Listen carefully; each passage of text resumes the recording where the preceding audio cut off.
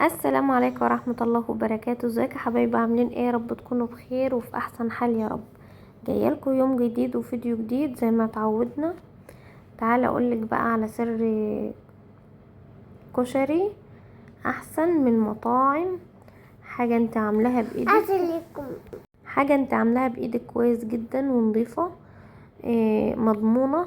الله اعلم ايا كان هما بيعملوا ايه في المحلات، فالحاجه تاكد ان الحاجه اللي انت هتعمليها هي الحاجه البريفكت. قطعنا البصل جوليان زي ما شفتوا كده، معانا دقيق، نشا، كمون وكزبره وفلفل اسمر ورشه من الدقه، وكمان ماجي بس بودر مش مكعب. وعندنا بقى طاسه فيها زيت غزير كده مولعين عليها، عشان قبل اي حاجه احنا هنحمر البصل ده اللي هو الوردي يعني زي ما بيقولوا. هقلب كل الكلام ده كويس جدا كده زي ما انتوا شايفين. اللهم صل على النبي. ادي كل كمية البصل، حوالي كيلو بصل. بصي تقدري تعملي الكمية اللي انت على قدك يعني، تقدري تزودي تقدري تقللي على حسب ما انت حابه. بقلب كله كويس كده. وادي الصينية هحط فيها ازازة زيت. هو الكشري يعني احنا هنستعمل دي في كل حاجة، مش هستخدم غيرها. صلوا بنا كده على النبي حبايب قلبي. اللهم صلي وسلم وبارك على سيدنا محمد. انا سبت منها قيمة نص كوباية زيت بس، يعني حطيت الكمية اللي انا محتاجاها. الزيت يسخن كويس جدا، وفي مصفى كده عشان ننزل الدقيق الزوادة والبهارات عشان الزيت ما يتحرقش مننا. ايوه كده، نسمي الله يا بركة بسم الله يا حبايب قلبي. انا احط بقى على قد ما ايه الصينية تاخد.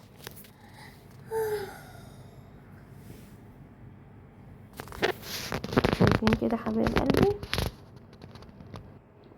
هيبدأ بقى كده ايه اقلبه. مش بحب اقلب فيه كتير في الاول ما بحطه، عشان ما بيبقاش احسن حاجة يعني. هزيت شمع الاول وبعد كده بقلب فيه بقى زي ما انت عايزه. دي اول طاسة طلعت معايا، ودي التانية. شايفين اللون؟ هنا بقى هبدأ اخد زيت عشان اعمل عدس بجبة.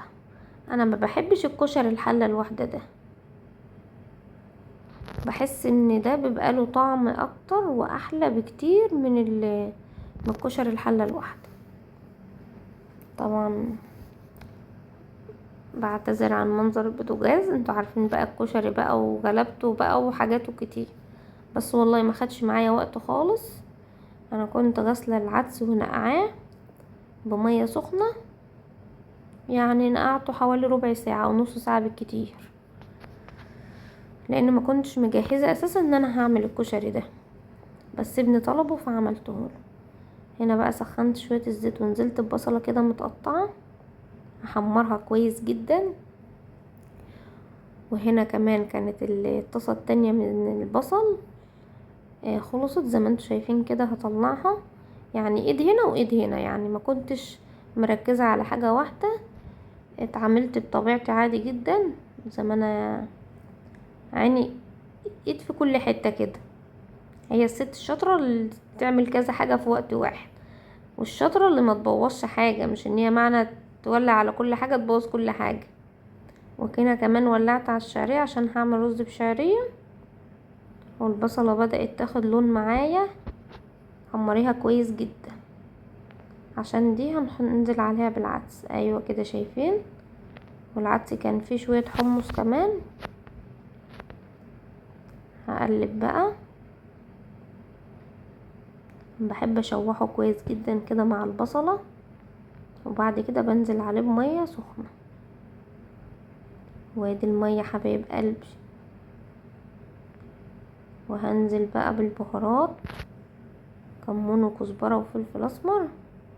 وهنا كانت الشعرية خلصت. هنقلب الرز بقى كويس واشوحه برضو كويس جدا، عشان هي التشويحة دي اللي بتفرق معانا بقى بعد كده. اللهم صل وسلم وبارك عليك يا حبيبي يا رسول الله. شايفين حبيب قلبي؟ والله ما خد مني حاجة. يعتبر اكتر حاجة اخدت مني وقت هو تقطيع البصل بس. اقلب الرز كده واحط له الملح ونسيبه بقى مع نفسه. الله الله.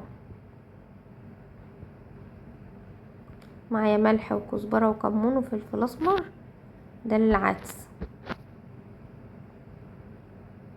لو وصلت معايا لحد هنا حطي لايك، ما تستخسريش فيا، دعوة حلوة بالله عليكي. شايفين الجمال؟ شايفين الطعامة؟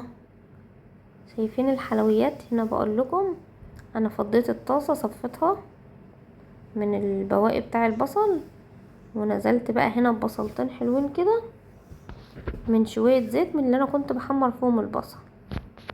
تمام يا حلوين. لما تجربي على طريقتي وتعملي كده البصل بيدي طعم اهو. ده الزيت اللي انا كنت مصفياه، كنت محتاجة ان انا ازود شوية فزودت. هيفرق معاكي في الطعم خالص يعني. بصي هيودي الطعم في حتة تانية يا جماعة. وهنا كمان هعمل بتهيألي الدقة. ايوه،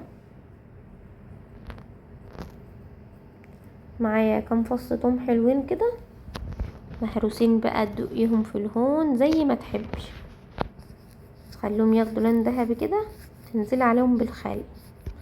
حط خل بقى ما يهمكيش. وهنا البصلة كانت احمرت ونزلت عليها بشفشق من الطماطم. وهنا بقى هنعصر ليمون.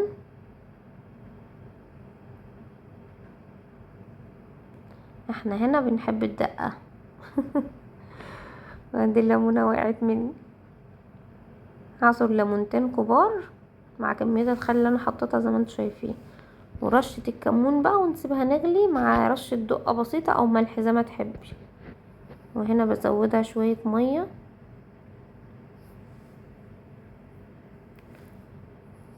ودي تقلية الكشري او تسبيكة الكشري زي ما بتقولوا. وهنا بقى اخر حاجة بعملها ان انا بسلق المكرونة. معايا مية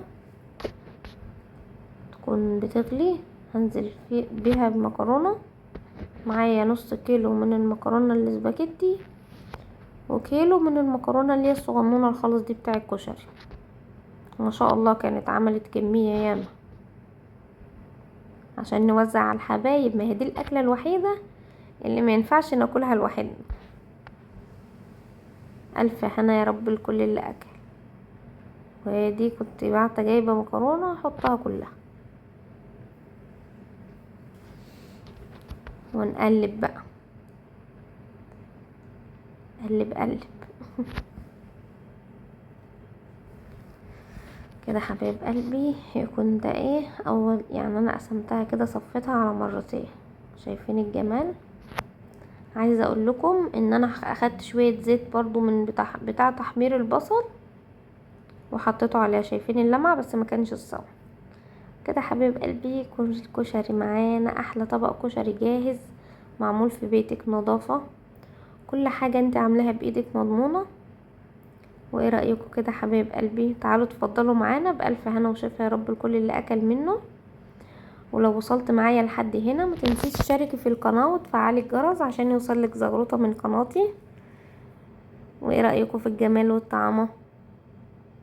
دي الاكله اللي ما يختلفش عليها اتنين، وما ينفعش تاكليها لوحدك، لازم تعزمي على جيرانك وحبايبك كده. اللهم بارك. اشوفكم على خير ان شاء الله في فيديو جديد ويوم جديد، واستنوني. طب اختكم انا مستنيه منكم كومنت حلو ودعوه حلوه من قلبكم. والسلام عليكم ورحمه الله وبركاته. اشوفكم على خير ان شاء الله، ودايما متجمعين يا رب في الخير. حبايبي وكل اخواتي اللي دايما في ظهري وعلى راسي. اشوفكم على خير ان شاء الله في فيديو جديد، ومع السلامه.